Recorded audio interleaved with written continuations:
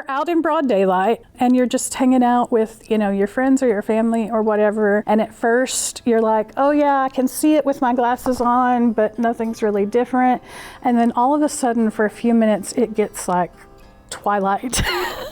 Like street lamps start coming on. And so you're experiencing nocturnal events in broad daylight.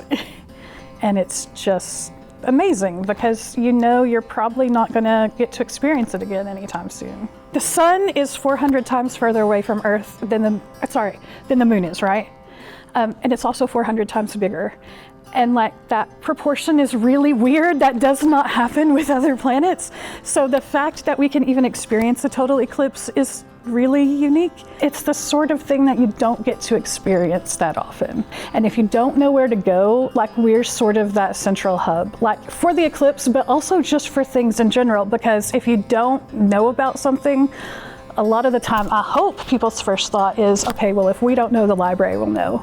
And then it turns out, oh, not only does the library know, but they've actually set up a place for us to come do it there. We want to give people access to as many things as we can, and that includes cool events like eclipses.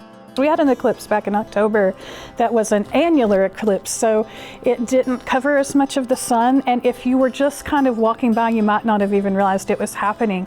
So what was really cool was I got to talk to people and be like, hey, there's an eclipse going on here, some glasses, and they would look up and see it happening, and you just watch, like you'd watch them become in rapture because they didn't even realize it was happening. There's an organization called SEAL that works with NASA to produce workshops for libraries specifically, so that when eclipses happen, we have the knowledge and the program information to do things with the public for eclipses.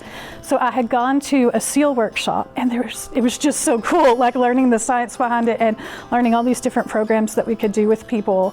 That made us, want to bring it back here and make sure that we were getting out there to the public with all of this. During the last eclipse, during the annular eclipse, there was a person who came up, and I mean, he was just transfixed. Like he sat on the porch with his glasses on through the entire thing. And I mean, the whole eclipse lasts a long time.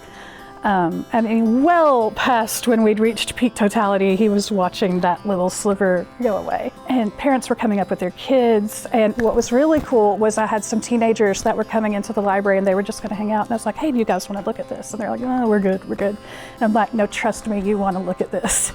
And then like when they put the glasses on and they saw what was happening, it's like, see, I told you you wanted to look at it. There really is nothing like getting to experience it in person.